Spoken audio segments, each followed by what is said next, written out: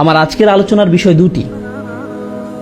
এক, নিজের দিকে ভালোভাবে তাকিয়ে দেখুন আপনি নিজে দোষী কিনা, আপনি অবিচার করছেন কিনা। দুই, নাকি আপনার উপরই কোনো অবিচার করা হচ্ছে।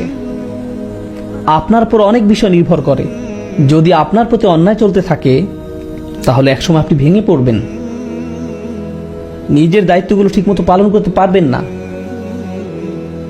সুতরাং অন্যকে খুশি করা নিয়ে দুশ্চিন্তা করবেন না। মানুষকে সন্তুষ্ট করা এমন এক গর্ত খোঁড়ার মতো যার কাজের কোনো শেষ নেই।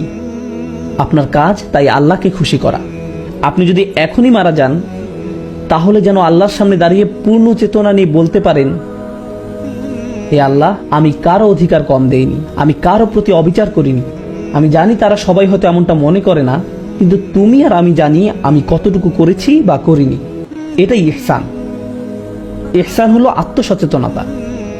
আপনি যদি অন্য মানুষের স্ট্যান্ডার্ড অনুযায়ী চলতে যান তাহলে আপনি যাই করেন না কেন আপনার 12টা বেজে যাবে, আপনার 12টা বেজে যাবে।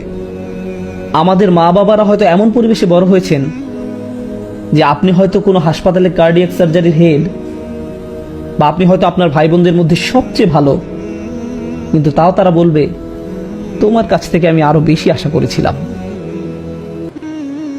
বাকি সবাই আপনার তারিফ করে, কিন্তু তারা বলবে তুমি এমন কেন, তুমি আমাকে হতাশ করলে। কোনো কিছুই যথেষ্ট হবে না, এটাও ঠিক আছে। তারা হয়তো ভাবে যে আপনি যথাযথ ভালো হতে পারেননি। আপনার স্ত্রীও এমনটা ভাবতে পারেন। তিনি হয়তো আপনাকে ছোট করে কথা বলেন, এমনভাবে কথা বলেন যেন আপনি কোনো আবর্জনা। সন্তানেরা হয়তো আপনাকে কষ্ট দেয়, আমি জানি না, কিন্তু একটা কথা মনে রাখবেন, আল্লাহর সাথে আপনাকে সৎ থাকতে হবে। আপনি যাতে বলতে পারেন আমি আমার দায়িত্ব ঠিকমতো পূরণ করেছি, আমি কারোর সাথে অন্যায় করিনি। এটাই হলো ও আবুদুল্লাহ ওয়ালা তুশরিকু বিহি শাইআন ওয়া বিল ওয়ালিদাইনি ইহসানা। এটুক ঠিক করে চলাই একটা বড় কাজ। এরপর তারা যাই বলুক সেই ভার আল্লাহর কাছে, সেটা আল্লাহ আপনার উপর চাপিয়ে দেননি। এরপর আসে নিকটাত্মীয়দের কথা, তাদের দিকেও খেয়াল রাখতে হবে। প্রতিবেশীর অধিকার, অনেক আলেমরা বলেন আপনার বন্ধুরাও এই আওতায় পড়ে। বিশেষ করে যেসব বন্ধু আপনার বাসার কাছে থাকে, তাদের কিছু প্রয়োজন কিনা সেদিকে খেয়াল রাখা। আপনি যত বেশি অন্য মানুষের দিকে খেয়াল রাখবেন আল্লাহ তত বেশি আপনার যত্ন নেবেন। এদিক থেকে ভাবলে এটা আসলে নিজের দিকেই খেয়াল রাখা। আপনি যদি নিজ থেকে এগিয়ে অন্যের খবর নেন, তাদের সাহায্য করেন, আল্লাহ তাহলে আপনাকে অনেক সমস্যা মিটিয়ে দেবেন। এমনকি যাতায়াতের ক্ষেত্রেও আপনি হয়তো ট্রেনে, প্লেনে বা বাসে কোথাও যাচ্ছেন, আর আপনার পাশে একজন বসে আছেন, হয়তো কোনো ডাক্তারের অফিস বা এয়ারপোর্টের লবিতে কারোর সাথে বসে আছেন, তাদের প্রতি ইহসান দেখান, সুন্দর ব্যবহার করুন। ইহসানের আয়াতটা আসলেই এত চমৎকার। আপনি যদি হাইওয়েতে যাতায়াত করেন তাহলে আপনার পাশে চলা গাড়ির চালক আপনার প্রতিবেশীর মতো, তাহলে আপনার পাশে চলা গাড়ির চালক আপনার প্রতিবেশীর মতো। তাই যদি তাকে কোনো ইঙ্গিত না দিয়ে হুট করে মোড় ঘুরিয়ে নেন তাহলে সেটাও আয়াতটির অবমাননা হবে। আপনি তার প্রতি ইহসান করলেন না, তাকে বিচ্ছিন্ন করে দিলেন। যেমন কেউ গাড়ি পার্ক করতে যাচ্ছে আর আপনি মাঝখান দিয়ে,